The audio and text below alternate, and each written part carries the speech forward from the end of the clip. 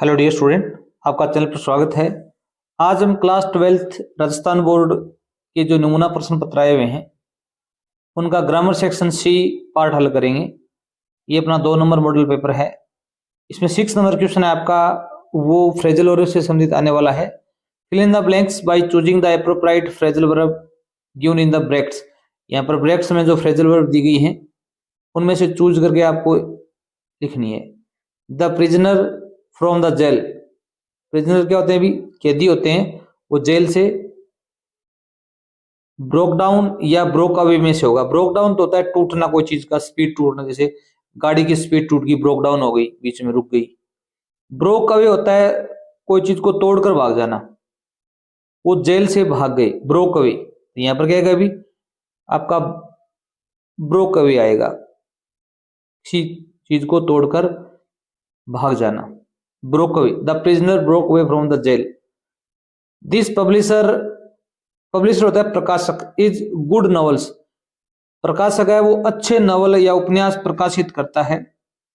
तो bring up होता है पालन पोषण करना, और ब्रिंगिंग आउट होता है कोई चीज को प्रकाशित करना, सामने लाना।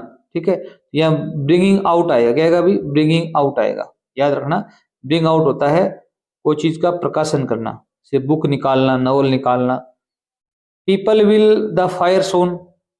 अब पुट डाउन और पुट आउट। पुट डाउन होता है लिखना, क्या होता है? अभी कोई चीज को नोट डाउन करना, लिखना। और पुट आउट होता है बुझाना। यहाँ पर आग की बात हो रही है, लोग है जल्दी आग को बुझा देंगे। ये क्या अभी पुट आउट आएगा। क्या अभी पुट आउट, ये मोस्ट है। क्वेश्चन नंबर 7 देखिए। भी हम आपके लिए 10 मॉडल पेपर प्रस्तुत करेंगे। अगर आप देखना चाहते हैं तो आप हम चैनल से जुड़िए, और आपके जो वार्षिक एग्जाम होने वाले हैं उनके जो सभी पेपर हैं उनका आंसर शीट भी आपको उपलब्ध करवाएंगे। Fill in the blanks by choosing correct conjunction given in the brackets. आपको कंजक्शन का प्रयोग करना है। ये 3 अंक का प्रश्न आने वाला है आपका। Speech is silver, silence is gold. अब यहां पर क्या आएगा? अभी बट आएगा। दोनों सेंटेंस में विरोधाभास है। जब विरोधाभास हो तो उसे कंजक्शन के रूप में बट का यूज किया जाता है। Speech is silver but silence is gold. इसी प्रकार बी नंबर पार्ट देखिए। भी आई एम श्योर, मैं निश्चित हूं। The train is going to depart, train है वो रवाना होने वाली है। तो यहां पर क्या आएगा? अभी दैट आएगा। 2 वाक्य हैं, दोनों वाक्यों को जोड़ने के लिए कंजक्शन का प्रयोग होगा, अभी दैट यूज होगा। अब याद रखना, आई एम श्योर आ जाए तो आप दैट का यूज करेंगे। और भी सेंटेंस ऐसे आने वाले हैं। आस्क सुजाता, सुजाता से पूछो। शी इज रेडी, यदि वह तैयार है तो। अब यहां पर क्या? अभी 2 सेंटेंस है, इनको हम जोड़ेंगे इफ से। क्या जोड़ेंगे? भी इफ से जोड़ेंगे। आस्क सुजाता, विच नहीं आ सकता। विच किस लिए आता है? अभी कोई निर्जीव वस्तु होती है उसके बाद में आता है, तो यहाँ पर सुजाता कोई व्यक्ति है। ये सेंटेंस है संपूर्ण। Ask Sujata if she is ready. यहाँ क्या है? इफ का प्रयोग होगा। क्वेश्चन नंबर 8 देखिए। भी combine each set of sentence into one sentence as directed. आपको ये 2 सेंटेंस है, इनका एक सेंटेंस बनाना है, और यहाँ पर कुछ हिंट दी गई हैं इनका प्रयोग करते हुए। इन्फिनेटिव क्या होता है? अभी इन्फिनेटिव होता है 2+ में वर्ब। ये बहुत ही इजी है और मोस्ट भी है। 2+ में वर्ब होती है उसको क्या बोलते हैं? अभी इन्फिनेटिव बोलते हैं। अब इस प्रकार के सेंटेंस है। पहला सेंटेंस है the thief took out a knife, his attention was to frighten me. चोर ने चाकू निकाला, चाकू बाहर निकाला, उसका इरादा मुझे डराने का था। उसका इरादा क्या था? अभी मुझे डराने का था। तो पहला सेंटेंस आप सेम का सेम लिखेंगे। The thief took out a knife. अब क्या करना है? अभी दूसरा वाक्य में देखो, भी जहां पर टू हो वो उतना लिख दो, टू फ्राइटन मी।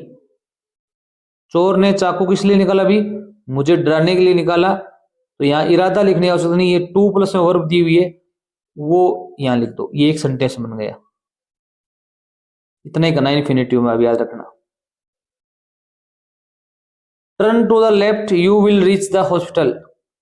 आप बाएं मुड़े, बाएं मुड़े और आप हॉस्पिटल पहुंच जाएंगे। अब यहाँ पर पार्टिसिपल का प्रयोग करना है। पार्टिसिपल कौन सा यूज करेंगे भी, यहाँ पर प्रेजेंट पार्टिसिपल, मतलब जो यहाँ पर वर्ब आई हुई है उसकी फर्स्ट फॉर्म में आईएनजी का प्रयोग करेंगे। जहां पर फुल स्टॉप है वहां कॉमा लगाएंगे, सेम सेंटेंस लिख देंगे। टर्न आईएनजी जोड़ दो, turning to the left, to the left, यहाँ पर जो फुल स्टॉप है वहां पर कॉमा लगाओ। टर्निंग टू द लेफ्ट, दाएं मुड़कर, यू, अब सेम का सेम सेंटेंस लिखना है, you will reach the hospital, कोई चेंज नहीं करना है। 9 नंबर क्वेश्चन देखिए भी आपका क्या दिया गया है अभी यहाँ पर आपको कंडीशनल वर्ब भरनी है। ये इसका वीडियो हमारे चैनल पर पहले से पब्लिश है, अगर आप कमेंट करें, अगर आप दोबारा सीखना चाहते हैं तो हम इसको बता देंगे, यही बता देंगे। If Babita cook food we could have eaten it, अब यहाँ पर इफ वाला सेंटेंस मिलेगा आपको। अब देखो भी आपको यहां देखना पड़ेगा, कुड हैव, अब देखो भी कैन आ जाता है तो प्रेजेंट टेंस का प्रयोग होता है, इधर वर्ब की फर्स्ट फॉर्म आएगी। अगर सीधा केवल कुड आता तो यह वर्ब की सेकंड फॉर्म होती। अगर कुड के साथ में क्या लगा हुआ, भी हैव लगा हुआ हो, तो यहां पर आपको हैड प्लस में थर्ड फॉर्म यूज करनी पड़ेगी। याद रखना, कुड मॉडल के साथ में हैव आ जाए, शुड के साथ में हैव आ सकता है, कुड के साथ आ सकता है, माइट के साथ में आ सकता है, तो ये आ जाए तो आप इधर हैड थर्ड का प्रयोग करेंगे। हैड प्लस वर्ब की थर्ड फॉर्म कुक की क्या होगी भी, कुक्ड होगी। ये नोट कर लेना। इसमें 2 वाक्य होते हैं, एक तो इफ से जुड़ा हुआ वाक्य होता है, ये इसको इफ वाला वाक्य कह सकते हो। एक ही दूसरा वाक्य, इस वाक्य में टेंस आएगा, यहां पर क्या है, हमेशा टेंस आएगा, और यहां पर क्या है, मॉडल का प्रयोग होगा हमेशा। तो कुड हैव आएगा तो यहाँ पर हेड थर्ड फॉर्म आएगी। अगर शुड हैव आता तो भी हेड थर्ड फॉर्म आती, अगर यहाँ पर मस्ट हैव आता तो भी थर्ड फॉर्म आती।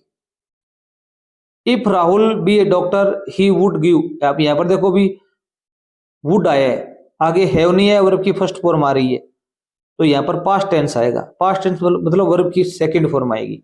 यहाँ पर वर्ब देगी बी, बी की सेकंड फॉर्म क्या होती है, 2 होती है, एक होती है वॉज, एक होती है वर।